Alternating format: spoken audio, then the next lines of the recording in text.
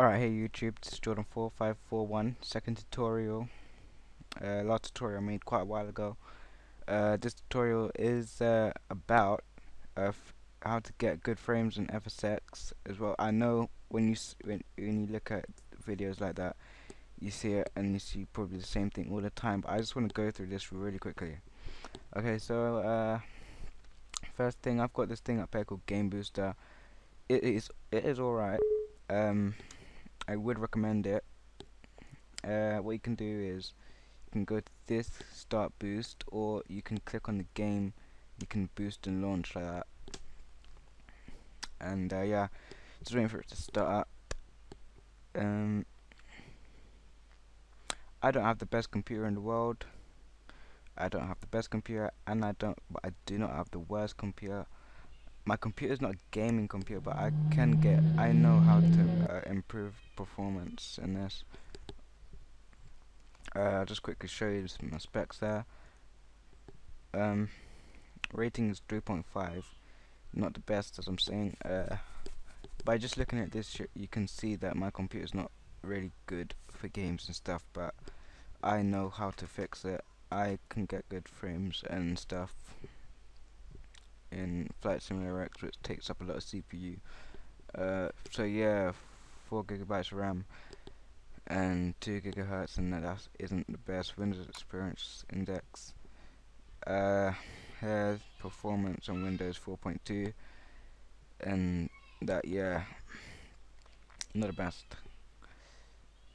But oh well. Okay, make this quick. Settings, customize. This is like the home of how to get the best performance in FSX. This is the main page. You can see my graphics card isn't the best for FSX. Most people have it at unlimited in most tutorials, but unlimited, what it does if you don't have a good computer, it will smooth it out for a bit and then jump, and that isn't really good for if you're trying to take off or land, especially landing. You don't want it like that. So you want to set a target frame rate where your computer can just about lock it on and keep it there. And yeah, I used to have unlimited, but it depends what airport. If it's at a really big airport, what it would do, like Kennedy, JFK or something, or what it would do is it will start like 10 frames or something. I'm not saying this happens to every computer, but computers that are just about like mine, it was like 10 frames or something, and then you might be taxing and it smooths out to like about 18 to like 20 or something, and then goes back down to 10 or something like that, and then a quick skip down to 5 and then comes back up. Yeah, that's what my computer used to do, but I have it 25. It's solid at 25 and it works fine. So I suggest you try these settings. If it's not good, then for you, then you can adjust it to your liking. This I keep at Triliner using Rex. This like what Rex, I can adjust the taxiways and make it look good, but on default, and you have unblinded, the taxiways don't really look nice and stuff, and this traffic is like clearing it out. So I haven't Triliner good. That's good, and it good frames and global text resolution. Most people in most tutorials, they always have it high. I keep it at high. I don't really need it very high. Very high, not a lot of difference. These three here, it makes my gaming lag. I have advanced animations for add-ons like PMDG and stuff, because if I don't have it checked and I put down the flaps don't go down. It's the few tank things underneath them. Okay, moving on. Aircraft, I don't have a lot to say about this. This isn't too important.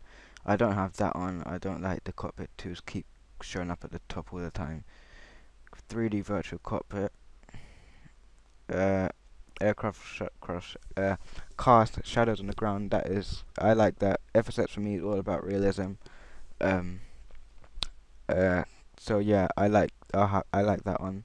I don't see why you need this aircraft cast shadows on itself. You can check it, and you can see that if you're like a wing view or something, and like and there's a really bright sun, but you don't always fly from the wing view all the time. Uh, you're mostly in the cockpit, so you don't really see that. I sometimes I check this for like night flights to make it look really nice, but as I'm saying, Rex, all the lighting and effects and stuff, it's really good. I'll come to that quickly at the end as well. I don't want to make this too long. Okay, so scenery, I don't have none of this on. I see people that like have it probably like this or something like that. I don't use it. It doesn't do a lot for my computer. Text resolution. This is like how realistic the ground looks. And buildings and objects. It's like it looks a bit like Google Earth or something like Google Maps, where it's like flat scenery, but it's like detailed. This up here, this can take down your frames depending on what computer I have. My one, it definitely takes it down. So 5 meters for me is really good, and it does look realistic from 5 meters. It is 5 meters no difference from 2:1, but it is a difference from 30 and that. But I have it there. That's fine. And as I'm saying again, I'm using Rex water effects like that. Rex cannot make the water effects happen. Sorry. So if you're using Rex, this to this makes no difference at all. No difference unless you're using default FSX like water scenery. It does make a difference from like there to there, but not with Rex. So I have it there, so I can see the cool Rex water effects. Scenery. This hair. If I have this high, it takes down frames. Same for this. I keep it here. It's always good to see a little bit of houses and trees and that. Don't need too much, and I can get good frames from that. And this like jetways and stuff is like dense and like very dense, extremely dense. You can see jetways at like every gate, but it depends what airport it is. If it's at normal, you see a few jetways, but depending on what airport. And yeah, I don't need this. I don't need to look at ground scenery, shadows. I don't really pay attention to it, and I don't need it, and it can kill your frames. And special effects, detail, medium, is not a lot of difference from high. Well, it can be, but it still looks good. So let's move on to weather. I don't have a lot to say about this. Always want detailed clouds, and I enable this if I'm on a free flight. So yeah, this doesn't really do a lot to frames. So yeah, I don't have a lot to say about that. Traffic, I have this down for like multiplayer and stuff. If I'm on free flight, I have this like about 35 or something.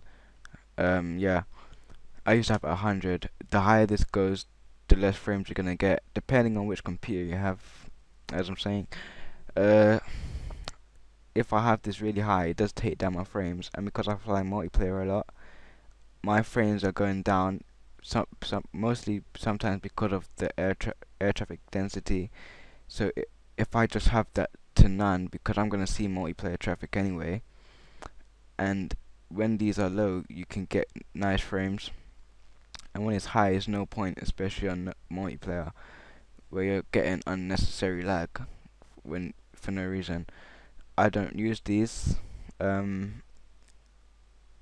don't. There is a point, like if you're using default, like you can see the pushback tug and everything and all of that. For like airport vehicle density, and if you don't have it, then you will see less objects on the ground, like around your aircraft or at the gate, like the unloading baggage car thing and that, all of those stuff. So, but I don't use it because I don't always sit at the gate, and I don't like sitting at the gate. So, yeah. And it's always nice to have some road vehicles to add a bit of realism to it. I don't need a lot, but it's all about realism for me. But 100, it does take down frames, so I keep it like 25.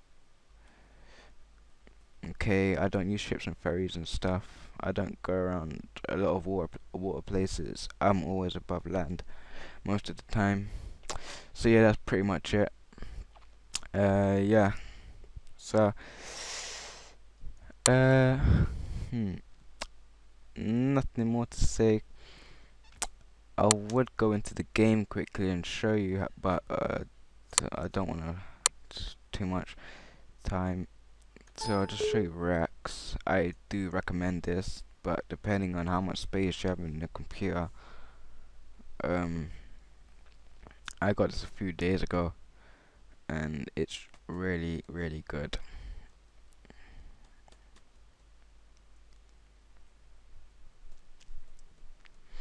Uh, I know a lot of you've probably heard about Rex, but um, I I remember when I never knew nothing about it, and I was like, "What is this? What's the point? I don't know why people are always looking at this." But I finally looked at a few videos about it, and I decided to get it. And I looked around and fiddled around with it and stuff, and I thought, yeah, this is actually kind of real. This is kind of cool. So I tell you, the most realistic things in this is probably the water and the clouds. Uh, these are okay, the rest of them, but the most realistic ones that make this the best is for look, watch this. Now that looks pretty realistic. Well, so yeah, and like you can just select other ones and stuff like that. You see. But I like this is like the best one for me. Okay, and the clouds, yeah, you get like very like just look at the image here, and then just like compare that and put it in the game, and like you see the realistic cloud effects. I can't remember which one I had now. I think it was 16. Oh, I just cancel. Um, and yeah, this is Rex for you. Change the sun effects, change the runway effects, uh, as asphalt runways and concrete runways, change the taxiways about, make them have cracks and stuff in the ground to make it realistic. And yeah, so I really would consider getting this. It is payware, but it is worth it. So yeah, that's it. If I didn't have this installed, I'd probably get higher frames in FSX, but this is actually worth it. Also, this is what bugs me a lot. Oh yeah, these are my specs as well. I think I showed you. Um, I hate when this happens. When I see people do this, say to get good frames in games, and then it looks like this, and that just bugs me. So what I do, I just select that, and that's it. So it can still look like Windows 7, but I don't have any of these, like animations and stuff in Windows 7. That's not worth it. If you want to get good frames, I just have it like that. It's like, yeah, you do not have to have it look like Windows 95 just to get good frames. And I hate when people say you have to have that. And that's what a program called G-Boost does, which like boosts your computer for better performance and CPU and stuff. But it makes it like Windows 95. So yeah, I think that's about it. You can check out more videos on my channel. I will be uploading a few more, but it's just taking some time. Yeah. So I just wanted to share that with you guys about this. Nothing else more to say, but except for thanks for watching this, and yeah, I hope you tune in again. Thanks for watching.